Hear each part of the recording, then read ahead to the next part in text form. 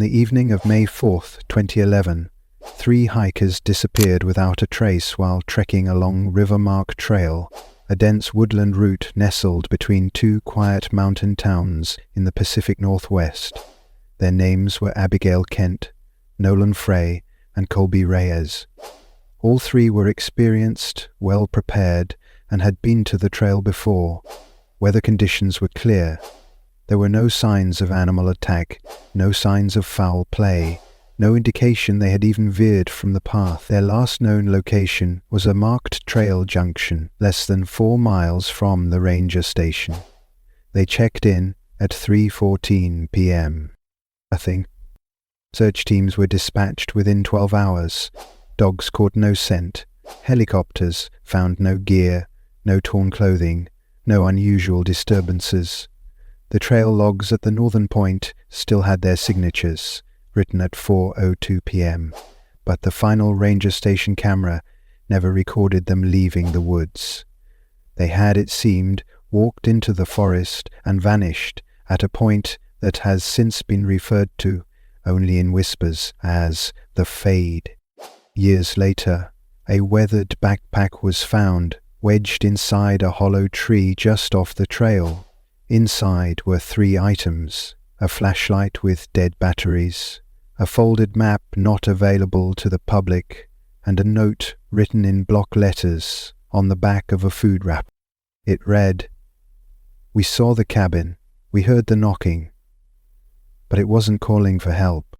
Welcome back to Storiosity's videos. The morning of May 4th, 2011 had begun like any other spring day in Red Pine Hollow. Cool air clung to the trees and sunlight filtered through the forest with a soft gold hue. At 9:15 a.m., Abigail Kent signed her name into the trailhead ledger at Rivermark Station. Neatly printed letters followed by the names of her 2 companions, Nolan Frey and Colby Reyes, filled the log with practiced familiarity. The trio were regular hikers, and known in the small town as cautious and methodical. Abigail was a middle school science teacher, Nolan an amateur photographer, and Colby a seasonal park volunteer who had helped map large portions of the Rivermark Trail in previous years. The ranger on duty that morning, Henry Delmore, gave them a half-wave comment and asked the usual questions. Plenty of water, compass, emergency flare. Abigail held up a backpack and smiled. Always.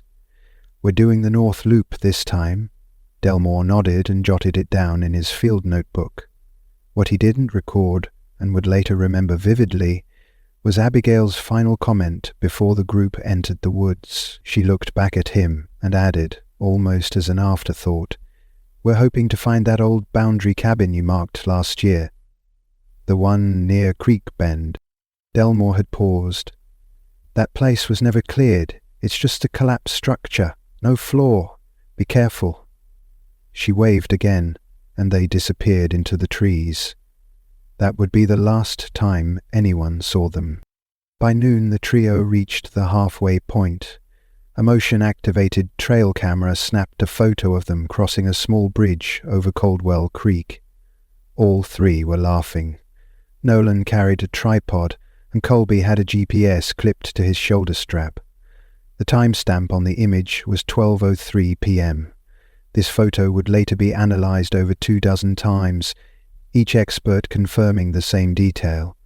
There was no sign of distress, no indication of anything unusual, and yet, what stood out wasn't what was in the photo, but what wasn't. Behind them, nestled in the trees, was the faint outline of a shadow, not matching any of the visible hikers. At 1:46 p.m., Nolan sent a picture message to his sister in Portland. It showed the group standing in front of a large, moss-covered marker stone near Junction 7, the point where the trail forked into the old logging roads. His caption read, "Found the stone. Looks like the old map was right." She replied with a simple, "Looks awesome," but never heard back. By evening, when the 3 hadn't returned or checked in, concern began to stir, but it was what the ranger station found the next morning That started the unraveling. The trail log from the north exit was signed at 4:02 p.m. in all three of their handwriting styles. Yet the exit gate camera had captured nothing. No one had left. The next morning, Ranger Delmore returned to the north exit gate to check the motion camera, expecting to see the trio's exit footage to match their 4:02 p.m. log signatures. He retrieved the SD card and brought it into the station's back office. As the images loaded onto the screen, he clicked through the usual trail activity: early hikers, 2 bikers, a family that had turned around before the midpoint. But when he reached the time window between 3:55 p.m. and 4:10 p.m., he froze. The system had jumped frames. One image at 3:54 p.m., then nothing until 4:11 p.m. The logs said Abigail, Nolan, and Colby had exited at 4:02 p.m., but no visual proof supported it. Delmore blinked, leaned forward, and scrubbed through the footage again. Same result. The system hadn't failed. The time gap wasn't a glitch. It was missing only a single frame. 4:02 p.m. 1 minute, 1 frame, and a group of hikers were gone. The footage before and after was crystal clear. There was no evidence of tampering. The trail sensors hadn't picked up movement in that time span. It was as if the trio had been erased not just from sight, but from the tracking system itself. Delmore leaned back in his chair, unease settling in his chest like a cold stone. He called his supervisor and filed an official incident report, marking the case as delayed return. By 10 o'clock a.m., the story had reached the sheriff's office. Deputies were sent to the trail, and volunteers began assembling.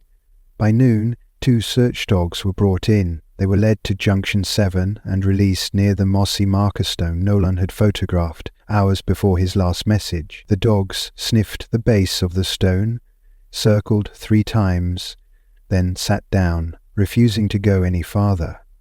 When urged, both animals whined and pulled their handlers back toward the main trail.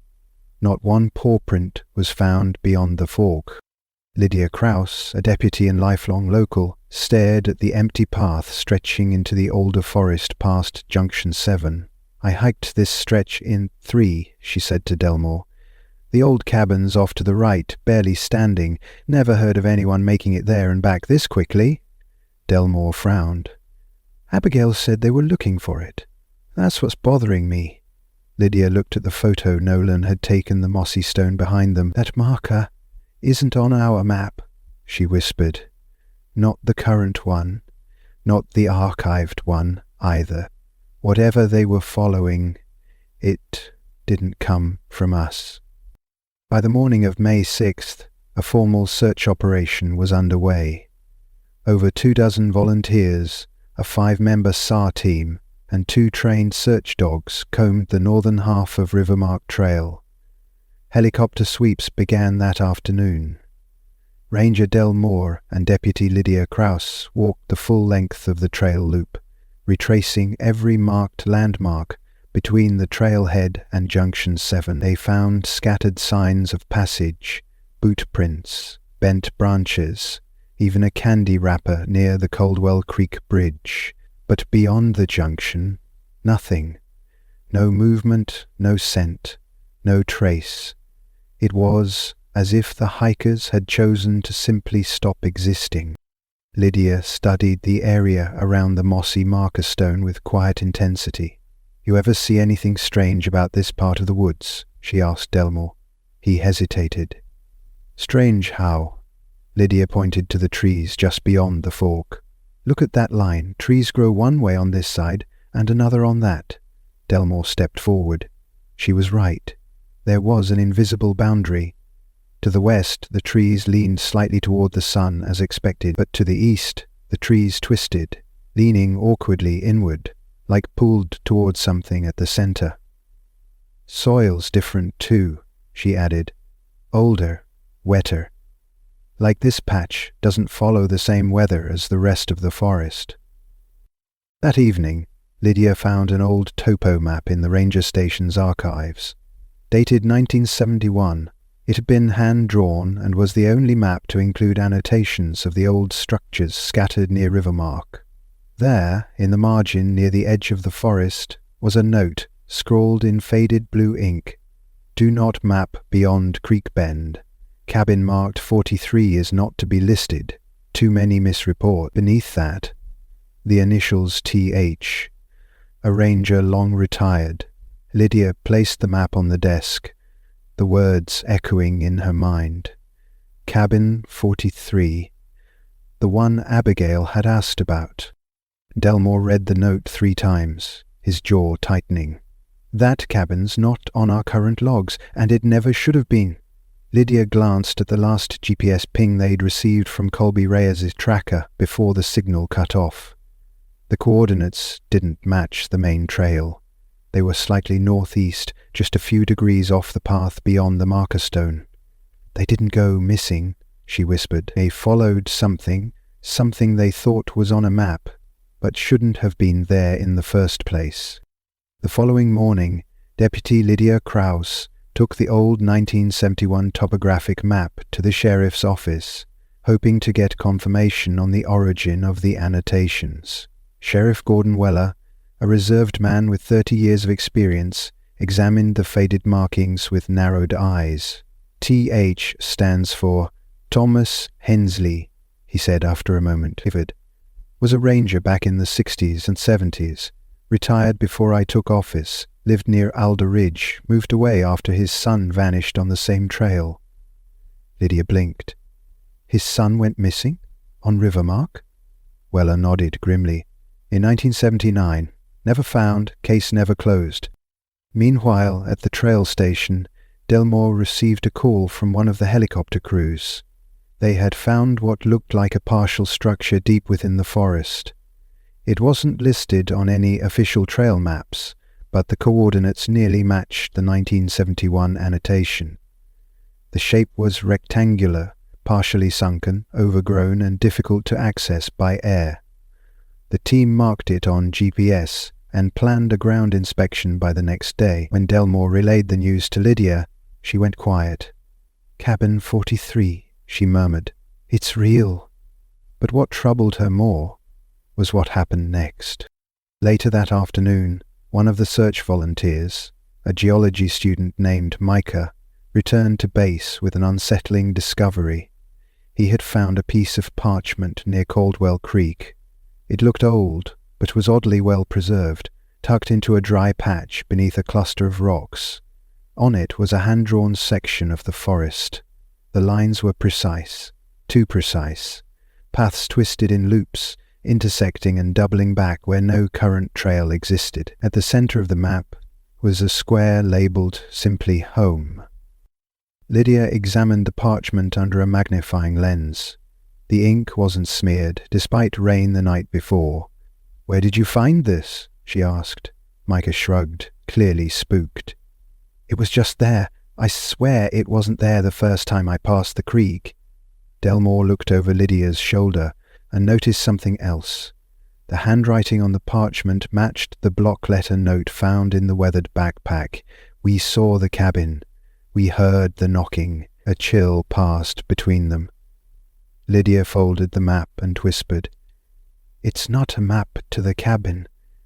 It's a map from it." And the next morning, a specialized ground team set out for the structure marked by helicopter.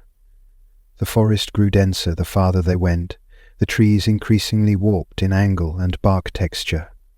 Lydia led the group alongside Ranger Delmore, their GPS units flickering every few minutes, showing slightly different coordinates with each step. The map Micah had found matched the terrain eerily well, guiding them along a meandering route of turns that didn't exist on official charts. At exactly 10:42 a.m., they crested a low ridge and saw it. The cabin. Cabin 43 was more intact than expected. Its frame leaned to one side, the roof sagging with the weight of decades. Moss crept up its western wall like a tide that had never receded. The door hung crooked on its hinges, unmoving despite the soft breeze. No windows, no porch, just a single structure standing where no structure should have survived. Delmore stepped forward carefully, his boots sinking slightly into the soft ground. "This isn't just old," he said, voice low. "It's like it waited to be found." Lydia circled around back and found something stranger, a circle of ash and broken stones, as if a campfire had been lit recently. But there were no footprints, no signs of approach. Inside the cabin, the air was still, cold. Dust floated in beams of pale light cutting through broken slats in the walls. The interior was mostly empty, just a collapsed table and 3 chairs placed around it, oddly clean. At the center of the room lay a square wooden trapdoor, bolted shut. Delmore tried the handle. It didn't budge. Lydia examined the floor and noticed a set of faint markings burned into the wood. Symbols, not letters. Geometric shapes arranged in a circular pattern around the trapdoor. She touched one, and the air shifted, subtle, like the brief pressure drop before a storm. A low sound seemed to pulse beneath the floor, like breathing, or humming. "Iyo, yo." Delmore stood slowly. "We're not opening that right now." Lydia agreed. They backed out, marked the location carefully, and notified the sheriff's office of the discovery. But as they left, Lydia glanced back at the structure one more time. She could have sworn the slats in the rear wall had been different just minutes before. Now they formed the vague shape of a window. Through it, the trees outside looked slightly darker, just enough to make her pause, and for one impossible moment, she saw what looked like 3 shadows, seated at the table. But when she blinked, the cabin was empty again. That night, Lydia couldn't sleep. Every time she closed her eyes, she heard it again, a slow, rhythmic thumping. Not in her room, not in the town, but somewhere beneath her memory of the cabin, as if the sound had followed her home, lodged in the quiet places between thought and dream. At 2:18 a.m. she rose, opened her notebook, and began sketching the symbols from the trapdoor. She had only seen them for a few seconds, but the shapes remained vivid in her mind. Circles intersecting squares. Arrows folding into themselves. It didn't resemble any language she knew. Meanwhile, Sheriff Weller reviewed the photographs Lydia and Delmore had taken earlier that day. He enlarged the shot of the table inside the cabin. Something was strange. The chairs looked handmade, but each one had a different backrest design. One carved with straight vertical lines, one with spirals, and one with an X shape. "Codes," Weller muttered under his breath. He adjusted the contrast and brightness and paused. The center of the table had an engraving, barely visible. A triangle inside a square inside a circle.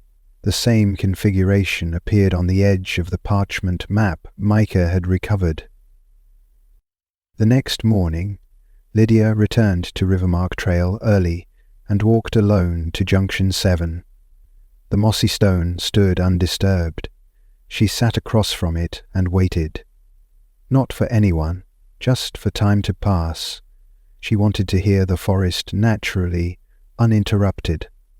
But after 20 minutes she began to hear something else. Soft at first, barely audible over the chirp of birds and rustling leaves. Then clearer, a knocking.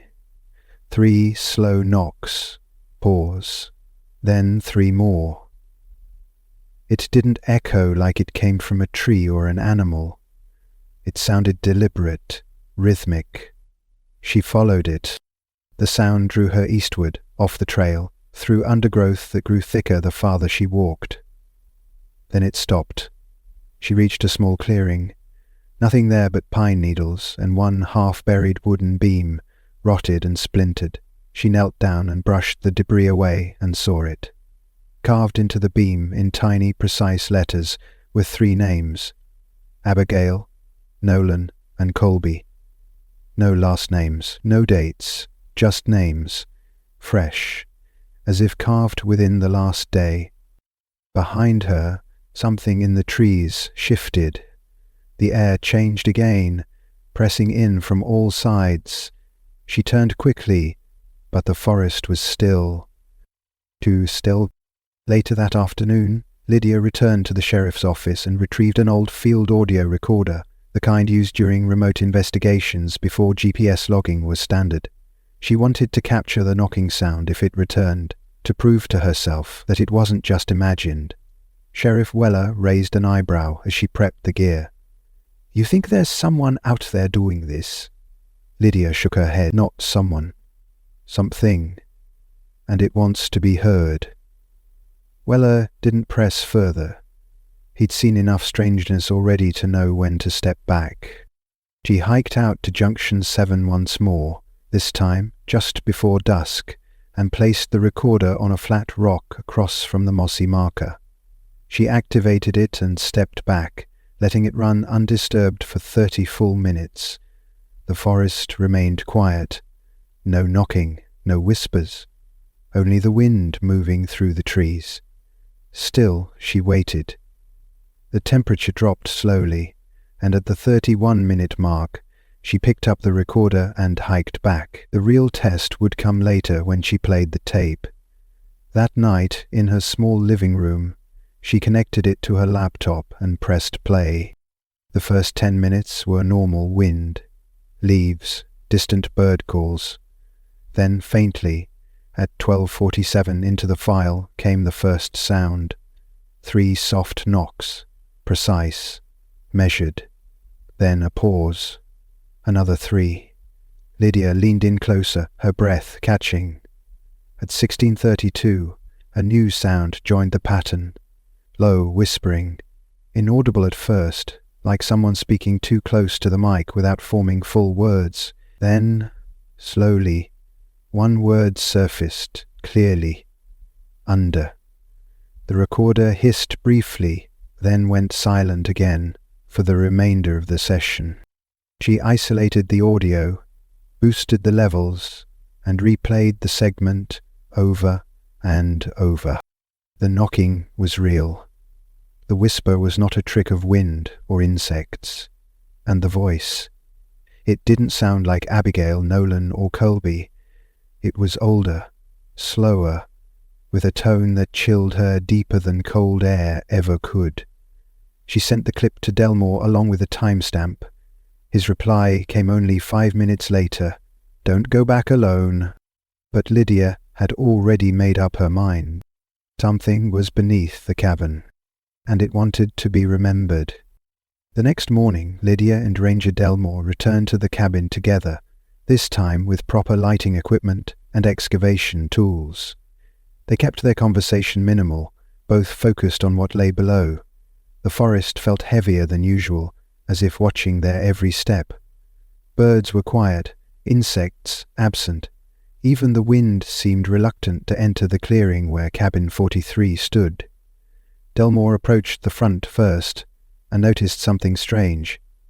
The door was closed again. They had left it open. Lydia drew closer and pressed her hand to the knob. It was warm. Inside, everything remained in place, almost frozen. The same chairs, the same warped floorboards. But now, there was something new, a piece of folded paper on the table. Delmore picked it up, carefully. It was thin, like waxed parchment, folded into a neat square. On the inside, one sentence had been printed in faded black ink. He sat at the 4th chair. Lydia's eyes snapped to the table. 3 chairs had been there yesterday. Now they were full. The 4th chair didn't match the others. Its wood was darker, legs curved differently, and the backrest was smooth. No carving, no pattern. It looked recent, but there was a thin layer of dust on the seat, like it had been waiting for someone. Lydia walked slowly to the trapdoor and examined the symbols again. This time the markings had changed. A new shape had appeared, an open circle broken at the top. She took a photo and stepped back, disturbed. "They're not carvings," she whispered. "They're instructions, one at a time, like something's building a sequence." Delmore moved cautiously, checking for loose boards or hidden openings. His boot nudged a corner of the rug beneath the table. It folded back, revealing a hatch, not the one they'd seen yesterday. A second hatch, hidden under the new chair, smaller, older, and this one wasn't bolted shut. Lydia knelt down and lifted the wood carefully. Beneath it was a shallow compartment lined with old felt. Resting at the bottom was a leather-bound notebook. She picked it up and turned to the first page.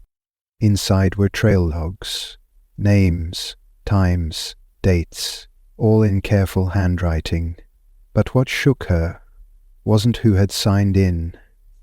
It was the last entry. May 4, 2011. Nolan Frey. May the 4th, 2011.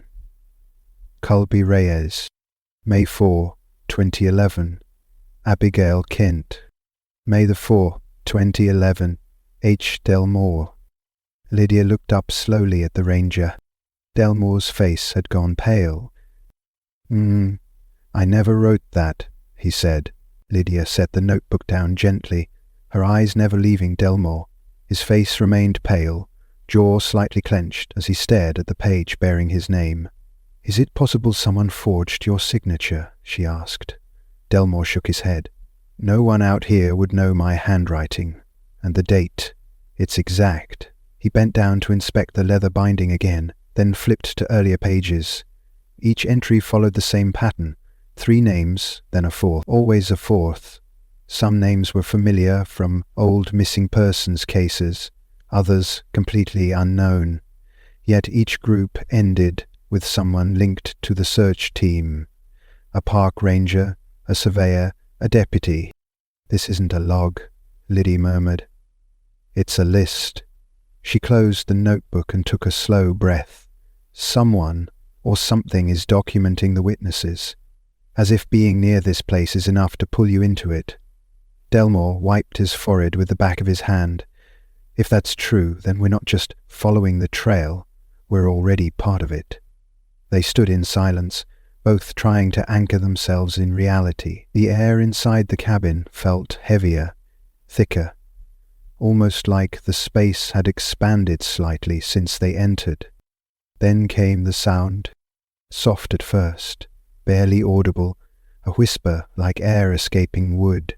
Then it grew, layered, as if travelling through the grain of the walls. Not quite words, but tones. A melody, simple and repetitive. 3 notes, then silence, then again. Lydia turned slowly, eyes scanning every wall, every beam. "It's the same rhythm from the knocking," she whispered. She stepped toward the eastern wall and placed her hand flat against the wood. It vibrated slightly, not from wind or pressure, but from within. Delmore joined her, his voice low. "We shouldn't be in here much longer." Lydia nodded, agreeing, but her hand remained on the wall. She had the oddest sensation, like someone was pressing back from the other side, not trying to break through, but merely letting her know they were there. She pulled back suddenly and took a photo of the panel. When she checked the screen, the image showed not just the wall, but a faint reflection, as if glass had been layered into the grain. The reflection showed 2 people standing in the cabin. But Lydia had taken the picture alone. Lydia stared at the photo on her camera screen, her heart pounding. There was no doubt about what she was seeing. She stood in the foreground, angled slightly toward the wall, but behind her was a second figure. Not Delmore. Not a trick of the light. The figure was just barely visible, blurred around the edges, like something remembered incorrectly. It had no face, no definition, just a human-shaped smear in the reflection. Lydia glanced up at the wall, half expecting it to reveal the same hidden image. But in real time, the panel showed nothing. Delmore moved beside her and examined the photo. His jaw tightened. "That's not a shadow," he said. "Look at the posture. It's standing. Still. Too still." Lydia nodded slowly. It didn't show in the glass. Only the reflection inside the wood grain, like it was waiting to be noticed. They stepped outside the cabin together, needing air. The moment they crossed the threshold, the pressure lifted, and the forest noises returned, faintly, birds chirping, branches rustling. The shift was subtle, but noticeable, as if stepping through an invisible barrier. They returned to town with more questions than answers. At the sheriff's office, Lydia enhanced the photo on her laptop. When she adjusted the saturation, a small detail emerged near the figure's chest, what looked like a symbol carved into the shape's clothing. A triangle inside a circle, the same one from the trap door, the same one etched on the hidden map. And something else stood out now, too. The figure wasn't behind her. It was mirroring her posture exactly, like it wasn't watching her, it was pretending to be her. Later that evening, Lydia visited the local records office. She pulled files on every reported disappearance near Rivermark from 1960 onward. One case, dated 1979, matched a detail Sheriff Weller had mentioned earlier. Lucas Hensley, son of former ranger Thomas Hensley. The report was brief. No body, no trace, just one unusual note from the original search log, accompanied by circular burn pattern. Lydia froze. She flipped back through the photos she had taken of the wall in cabin 43 and zoomed in on one panel near the trap door. There, faintly etched beneath layers of grain and weathering, LH, and beside it, barely visible, the scorched outline of a circle with no center. The following morning, Lydia arrived at the sheriff's office before sunrise. She placed her findings, photos, maps, and the page from the 1979 disappearance across a long evidence table and waited for Sheriff Weller and Delmore to arrive. When they did, she didn't ease into it. Cabin 43 is more than a forgotten outpost. It's a convergence point.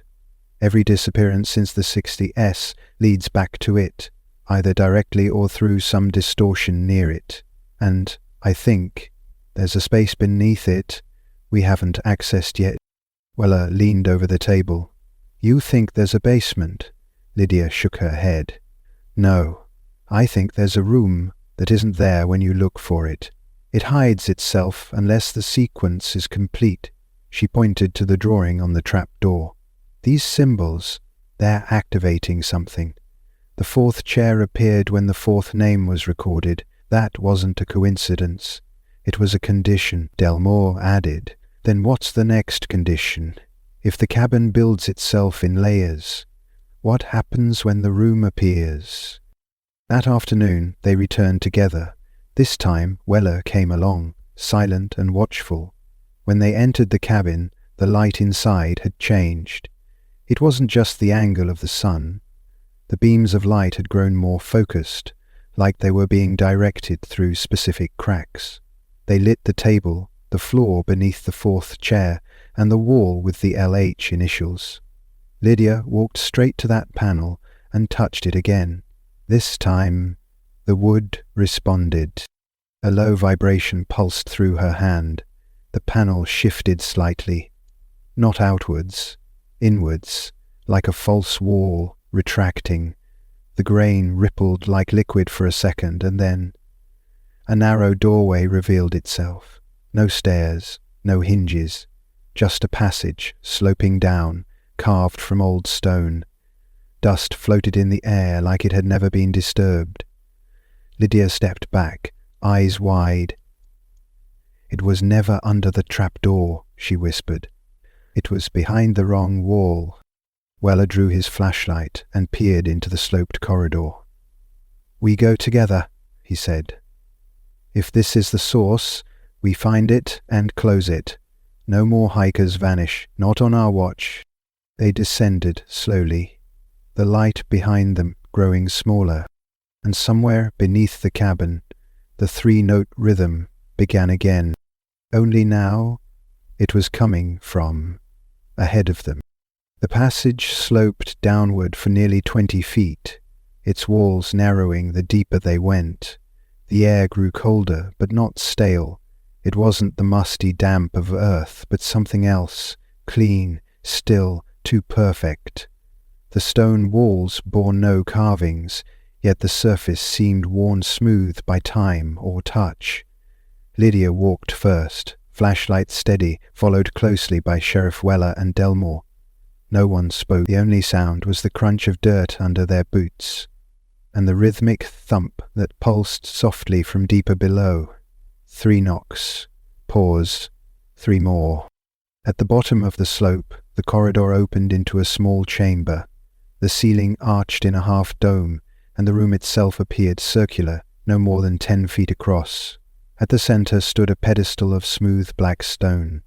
No dust, no signs of weathering. Resting on top was an object none of them had expected, a perfectly intact reel-to-reel recorder.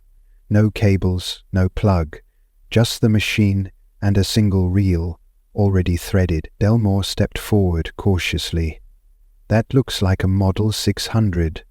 Military grade. Haven't seen one in decades. Lydia examined the machine. It was humming. Not loudly, but alive. On the stone wall behind the pedestal they noticed markings beginning to emerge, not painted or carved, but revealing themselves as if warmed by their presence. They formed a diagram, 4 symbols arranged in a ring, a circle, a square, a triangle, and a 4th they couldn't identify. Weller moved closer. That last shape, it's like a fracture, a broken mirror. Lydia glanced at the recorder, and without waiting hit play. At first, only static. Then a low voice began to speak. Male, slow, controlled. This is cabin entry 43B. Timestamp unknown. We activated the passage after the 4th key aligned. 3 of us entered. The 4th remained, watching. We thought he was one of us. He was not. A pause. Then a sound, 3 soft knocks, exactly matching what they had been hearing. The voice continued. Do not speak to the reflection. Do not return its words. It knows your name before you do. Delmore looked at Lydia. He's not describing the cabin. He's describing the thing, using the cabin. She nodded slowly. The 4th isn't a person. It's a pattern, a function. It completes the loop, and when it does, something steps through. And then the recorder clicked. Not at the end of the reel, went exactly at the 43-second mark, as if that number wasn't just a cabin but a code. As the recorder clicked off, the silence that followed wasn't ordinary. It felt like an inhaled breath that never exhaled, a pause that stretched beyond sound. Lydia stared at the reel, still gently spinning though the device was no longer powered. Delmore reached forward to stop it, but the moment his fingers touched the machine, a flicker of sound escaped it, not mechanical, not recorded. A voice, one word. Lydia. She jerked back instinctively, her heart slamming in her chest. Sheriff Weller took a cautious step forward. That came from the reel? Delmore looked shaken. I didn't touch the playback. I barely grazed the housing. Lydia's breath caught. It knew my name. She walked in a slow circle around the chamber, flashlight brushing the curved stone. The symbols on the wall began fading again, retreating into the surface as if they had only been allowed to appear while the machine ran. The triangle lingered longest, glowing faintly, before dimming to black. Weller studied the wall closely and found a subtle seam, an outline barely distinguishable from the stone. There's another layer here, he muttered. It's hidden, like the room was. Delmore inspected the seam and found a small depression the size of a coin, shaped exactly like the triangle in-circle symbol from the map and trap door. A key, he said. Something opens this. They decided to leave the recorder undisturbed and return with scanning tools and proper documentation. As they ascended the corridor, the air felt heavier with each step, as if the room didn't want them to leave.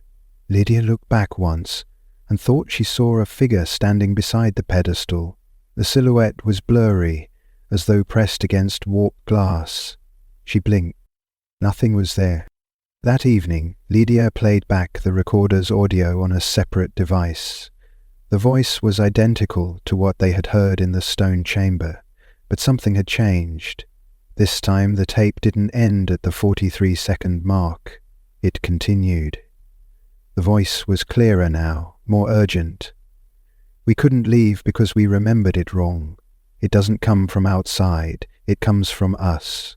When you match its pattern, you become the door. Don't let it finish." Then 3 knocks echoed across the tape. Only now they were faster, closer. The following morning, Lydia returned to the cabin alone. She hadn't planned to go without Delmore or Weller, but something about the final words on the tape haunted her. You become the door. The idea gnawed at her. If the structure was somehow mimicking people, blending into memory or reflection, then time spent near it might not be passive. It might be part of its design. She needed clarity proof, and she wasn't going to find that sitting in the office, staring at maps.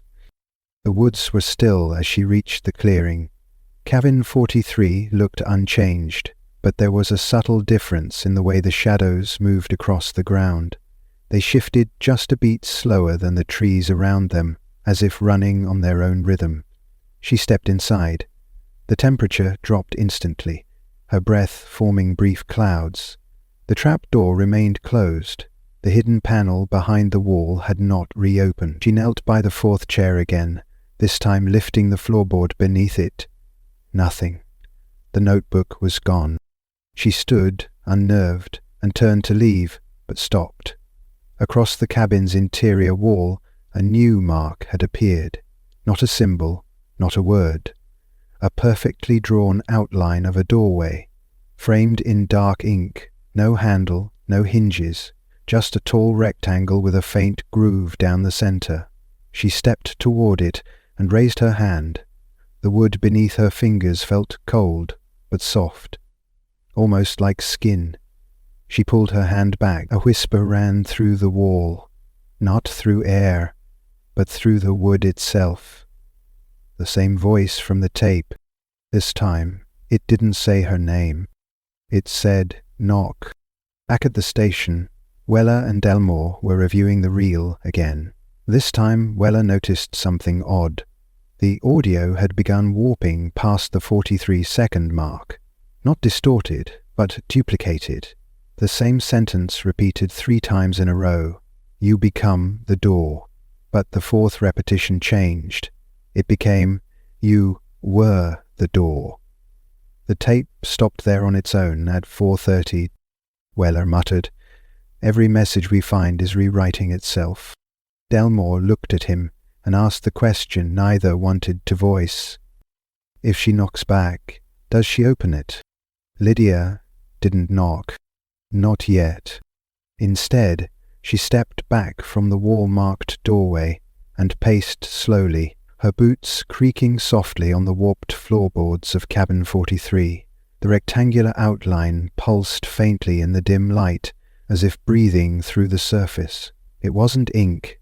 Upon closer inspection it looked burned into the grain, as though created from heat, not drawn by hand. The longer she stared at it, the more she realized something even more unsettling. The rectangle wasn't perfectly vertical. It leaned slightly to the left, like it had been traced over a frame that never quite fit this world. She pulled out her phone and took several pictures. Each one showed the doorway clearly, but in every image its position shifted slightly. In one photo it leaned left, in another right. In one frame it was taller than it had been in real life, in another shorter. The doorway didn't obey spatial consistency. It was like the cabin couldn't decide what it wanted it to be. That was when Lydia noticed something else. Her reflection in the window just to the right of the fake door was standing perfectly still. But she had been moving. She froze. The figure in the reflection continued to stand, frozen in posture, back turned slightly, head tilted. It wasn't mimicking her anymore. It had chosen its own pose. Lydia slowly raised her hand. The reflection didn't move. She dropped her arm. The reflection remained unchanged. Her mouth went dry. She reached for her flashlight and, without turning her back fully, backed away from the wall. The moment her boot hit the threshold of the cabin door, the reflection blinked out. At that exact moment, Sheriff Weller's voice crackled over the radio at her hip. Static hummed first, then his voice broke through. "Lydia, do not engage. Repeat, do not knock. You need to leave the structure now." She pressed the button. "I'm fine.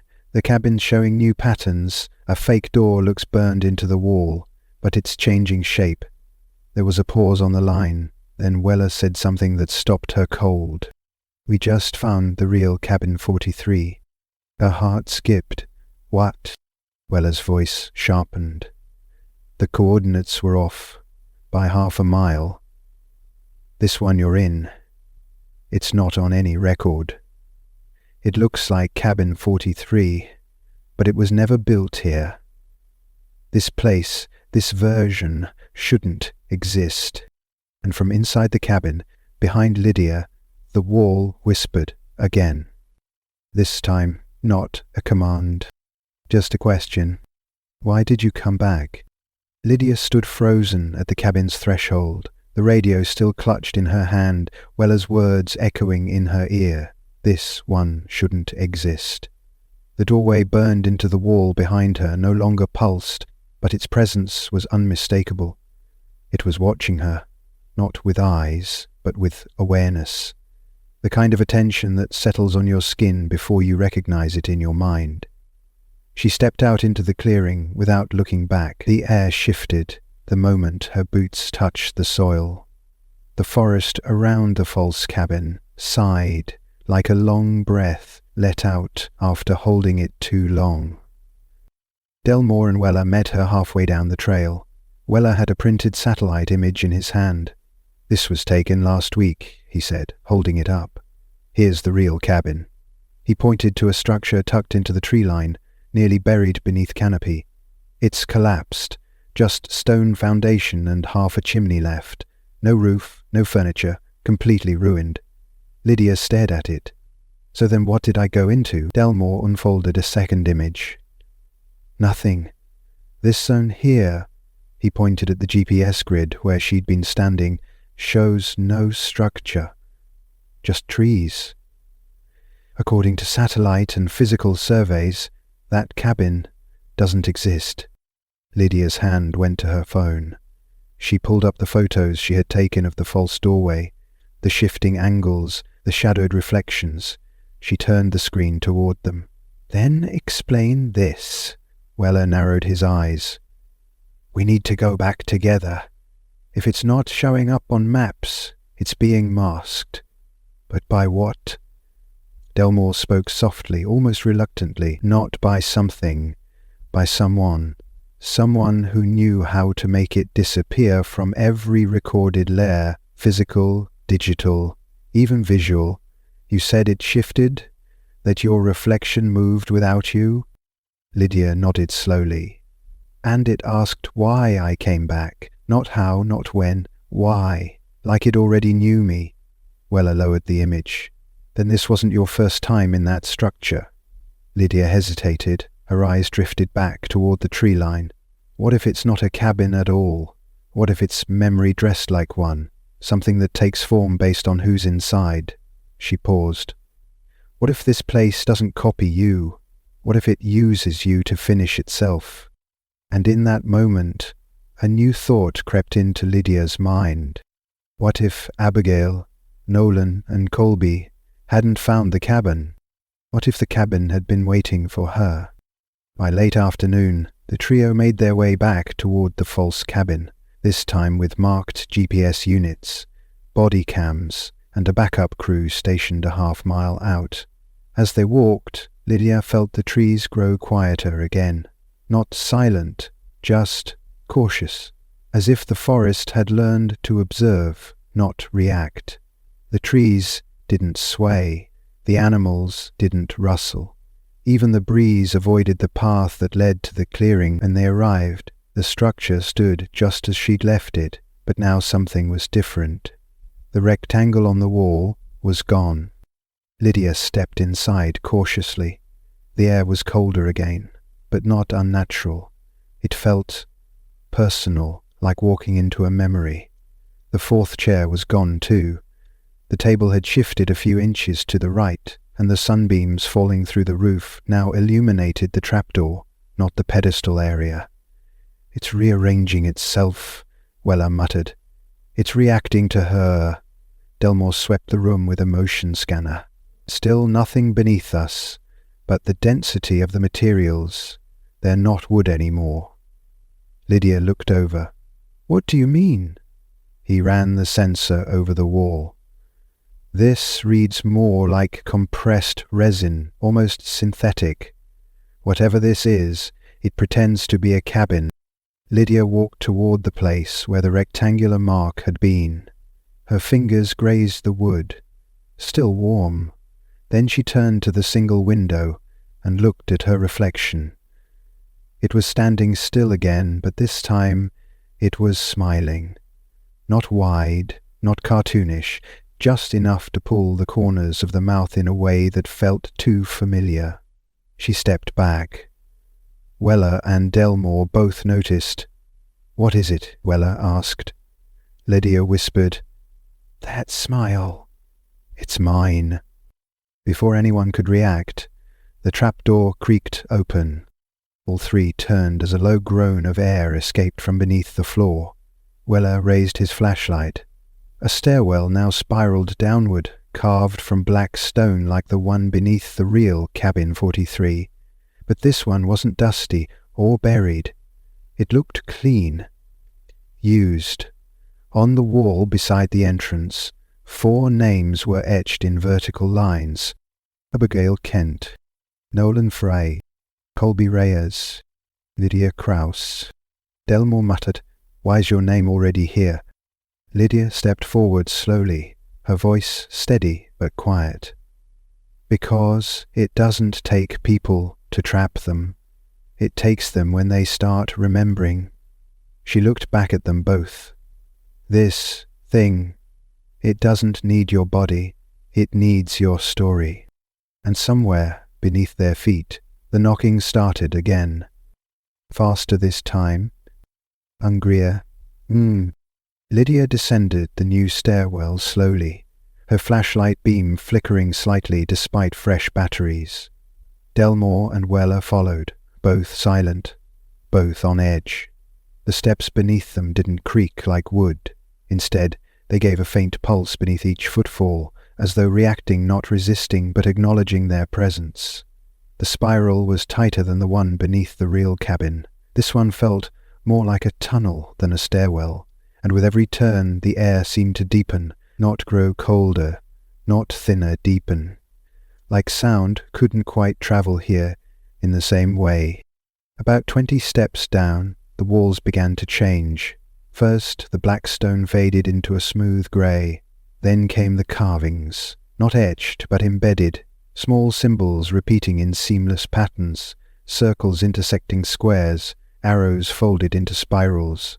And within those designs were names, hundreds of names, not carved with tools but raised from the stone itself, as if the material had formed around each letter. Weller reached out and traced one with his glove. "These aren't alphabetical," he murmured. "They're patterned, grouped, 4 by 4. "But 6 aren't," Reach agreed.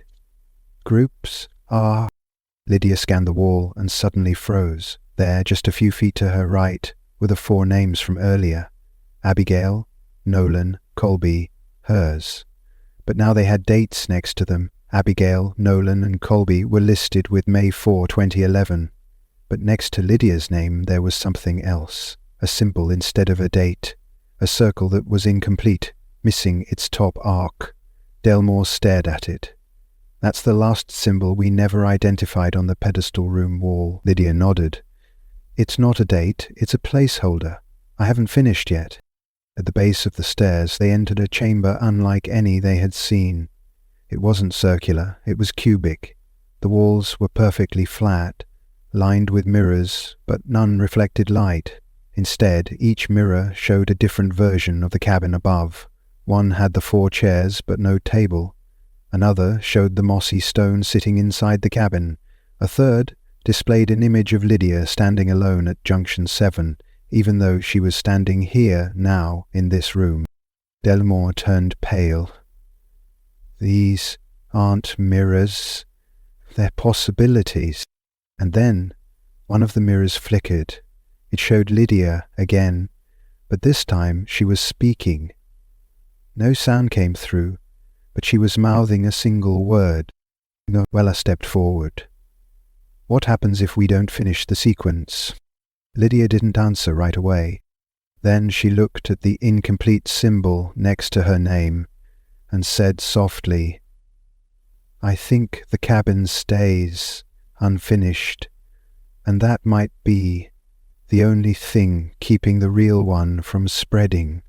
She looked again at the flickering mirror. This time, the version of her inside it was knocking back. The flickering mirror began to pulse faintly, not with light, but with a strange depth. It gave off no reflection, now only movement, like a screen recording not just a person, but a moment endlessly looping. Lydia stepped toward it slowly.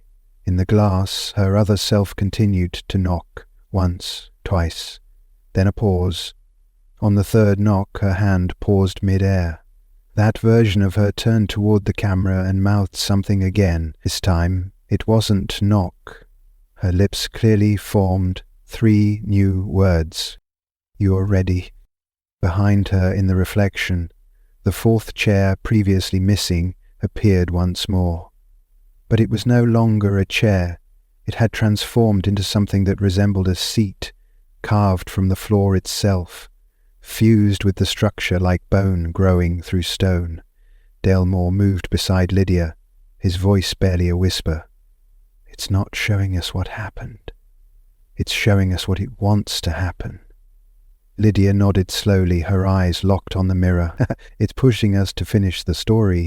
Weller walked the room's perimeter, eyes scanning every wall. The symbols had stopped pulsing. The patterns had locked into place. We've entered the fixed part, he muttered. This room, it's the anchor, the one place in this entire structure that doesn't shift, which means, he turned back toward Lydia, if it's showing you in a completed sequence, then it needs you to bring it full circle. A faint sound began to rise in the chamber, not the rhythmic knock from before. This was deeper, more like a drum beat heard through layers of dirt, a slow, pulsing thump. Then, behind one of the mirrors, something shifted. The surface distorted, like something pressing gently from the other side. It wasn't trying to break through, it was listening. Lydia stepped forward, raising a hand toward the glass. The pressure in the room changed instantly. Her palm hovered inches from the mirror's surface. She wasn't touching it, but she felt it touch back. Lydia whispered urgently, Lydia, whatever it is, it's learning. Every step we take, it adapts. We can't predict the end because it's waiting for us to finish it. Weller added, then maybe we don't. He looked at Lydia. Maybe we stop playing its pattern. But it was too late. The mirror pulsed again, this time responding not to Lydia's hand, but to her name. It repeated it once, softly, like a sigh across water. The incomplete symbol on the wall lit up faintly, and her reflection finally stopped knocking. It smiled and mouthed, now it remembers you too. As soon as the reflection stopped mouthing words, the entire room dimmed, not from loss of power or light, but as though the air itself was absorbing brightness. The mirrors that lined the chamber began to darken one by one, each freezing on its final image before fading to black. Lydia stepped back instinctively. The reflection was gone, replaced with her own again, this time accurate, delayed by only half a second. It was as if the structure had gotten what it wanted, and was now closing the loop. Then came the sound. The stairwell behind them silent, just moments before, groaned like stone dragged over stone. Weller spun toward it. The entry was collapsing, not in a sudden cave-in, but in a slow, deliberate motion. The walls around the opening were reshaping, folding inward until only smooth stone remained. No crack, no seam, just solid wall. "It sealed us in," Delmore said, stepping toward it. He placed his hand against the surface and pressed. It was cold, unyielding. "It doesn't want us to leave." Lydia moved to the center of the room, eyes darting across the symbols on the walls. The incomplete circle had dimmed again. Not dark, but waiting. "We're not done," she said quietly. "The pattern wasn't just about getting in. It's about finishing what was started." She looked toward Weller. "If this is the anchor room, then we're inside the story now, and the only way out might be writing the ending it's been waiting for."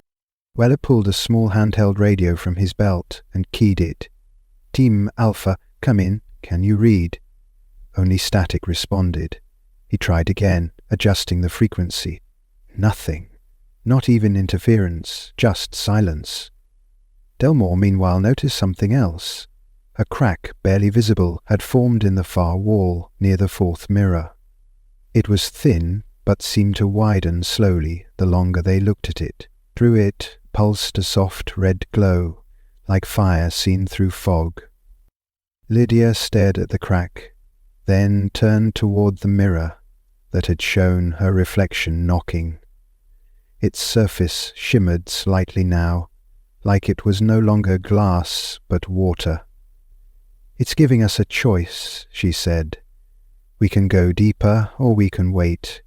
But if we wait, it'll complete the story without us." Weller stepped to her side. "And if we go deeper?" Lydia looked at him, her voice low. "Then we find out what it means when it says, 'We become the door.'" Behind them, the first knock sounded again, not on the wall, but from inside the mirrors. The crack near the fourth mirror widened slowly, the red light behind it pulsing like a heartbeat.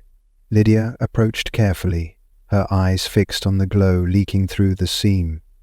She didn't touch it, not yet.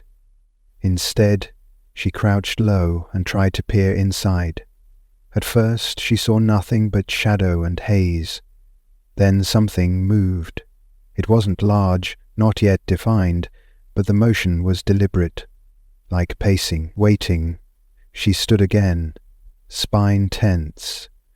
"There's something behind it," she whispered.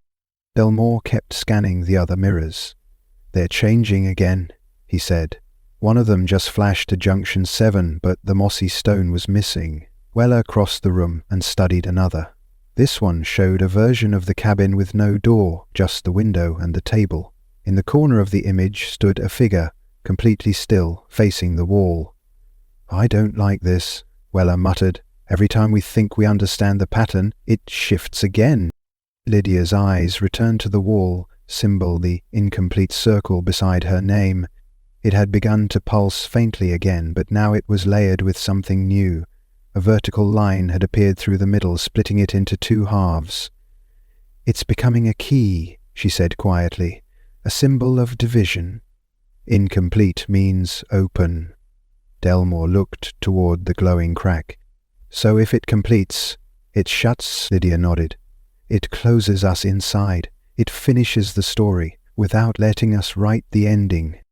Weller stepped beside her. "Then we have to make a move. Now." Lydia placed her hand a few inches from the crack. The red light grew stronger and she felt warmth pushing through it. Not threatening, not burning, just steady, like a welcome or an invitation.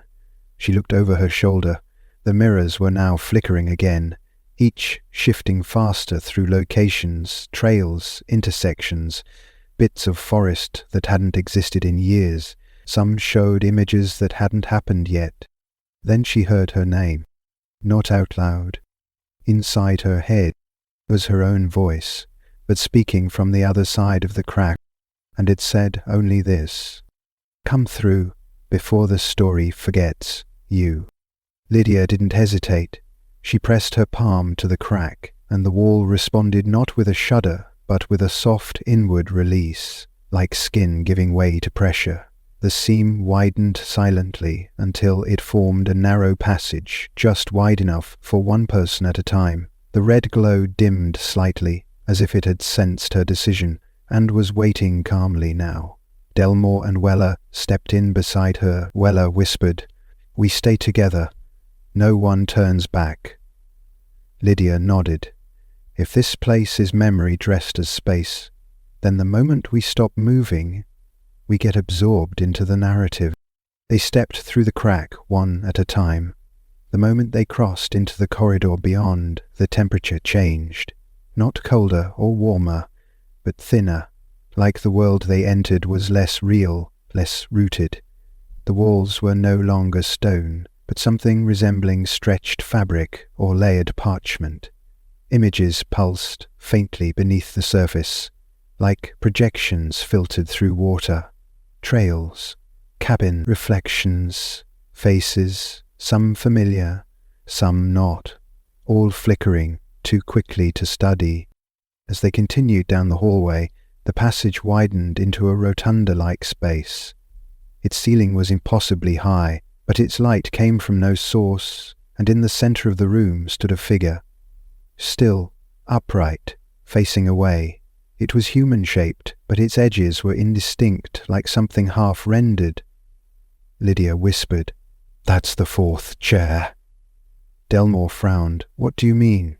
She took a step forward. "We thought the fourth chair was meant to seat someone, but maybe it is someone. Maybe the cabin builds a person the same way it builds itself." Weller approached slowly, his voice low. "Why would it build a person?" Lydia looked down at her own boots, then at her reflection in the polished floor. Her reflection looked back, but its expression was blank, like it hadn't been told what to feel yet. "Because a place can't remember on its own," she said. "It needs a witness, a recorder, and if it doesn't have one, it makes one." The figure in the center of the room twitched. It didn't turn around, but its posture shifted, ever so slightly as if waking from a long sleep. Delmore raised his hand toward it, cautious. "You think that's one of the missing?" Lydia shook her head. "I think it's what happens when someone stays too long inside the cabin's memory. They stop being themselves, and they start being part of the structure." The figure began to speak, not out loud, but from every wall at once. "You are the fourth." The voice echoed through the chamber not as sound, but as meaning. It filled the room without tone or volume, as if the walls were thinking out loud. Lydia stepped closer to the figure in the center. Its outline remained hazy, but with each step she took, its form grew more defined. Shoulders, hands, the back of a head. Not made of flesh, not quite stone. It looked like memory molded into shape. A rough portrait of a person made from pieces of others. Behind her, Weller whispered, "It's drawing from all of them. The ones who vanished. Abigail, Nolan, Colby, maybe more." Lydia stopped just short of the figure. She could feel something coming off of it, not heat or cold, but familiarity, as if this thing had been present in every moment they had encountered, hidden just behind perception. "It's not becoming someone," she said. "It's becoming everyone who's forgotten. That's why the cabin changes.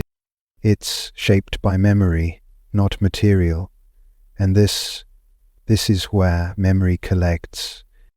The figure raised its head slightly, still not facing them. Then, slowly, it lifted its right hand and pointed toward the far wall. There, etched into the fabric of space itself, were 4 complete names, not just initials, not symbols, full names. Lydia stepped forward and read them aloud. Abigail Kent. Witness, Nolan Frey. Listener, Colby Reyes, opener. Lydia Kraus, anchor. Delmore narrowed his eyes. Those are roles. It gave them roles, not just fates. Weller stepped forward. Then what does anchor mean? Lydia swallowed hard.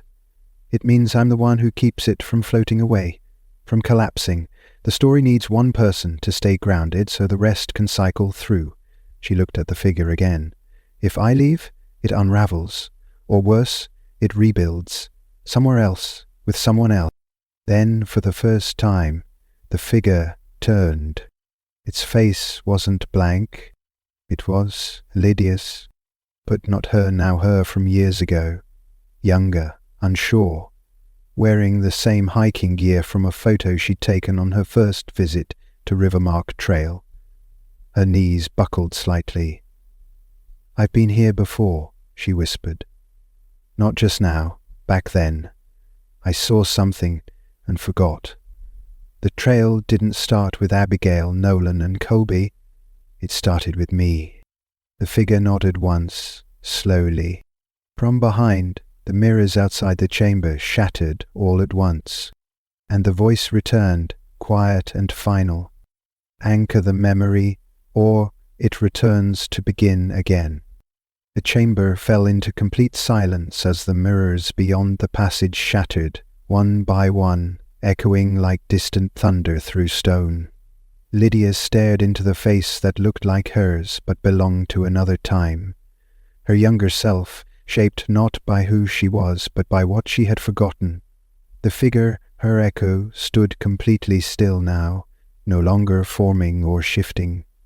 It had settled, accepted, and the glow around the names on the wall behind it dimmed into permanence. The cycle, it seemed, was waiting for her next move. Brutus stepped forward carefully. "If you're the anchor, what happens if you don't anchor it?" Lydia's voice was low. "Then the memory unmoors, it breaks down, becomes unpredictable, spreads." Delmore looked around the strange chamber. "That means this place, this pattern, could emerge anywhere. Any trail, any cabin, any hiker." Lydia nodded. "Unless someone holds it in place, keeps the narrative from rewriting itself. It needs a central point, a memory that doesn't drift." She walked toward the center of the room, toward the place where the figure, her reflection from the past, now stood silently, like a statue. As she approached, the red light surrounding the chamber softened, and the floor beneath her changed. No longer smooth or reflective, it took on the texture of forest-ground pine needles, packed dirt, moss, like it remembered where the story had started. Rivermark Trail.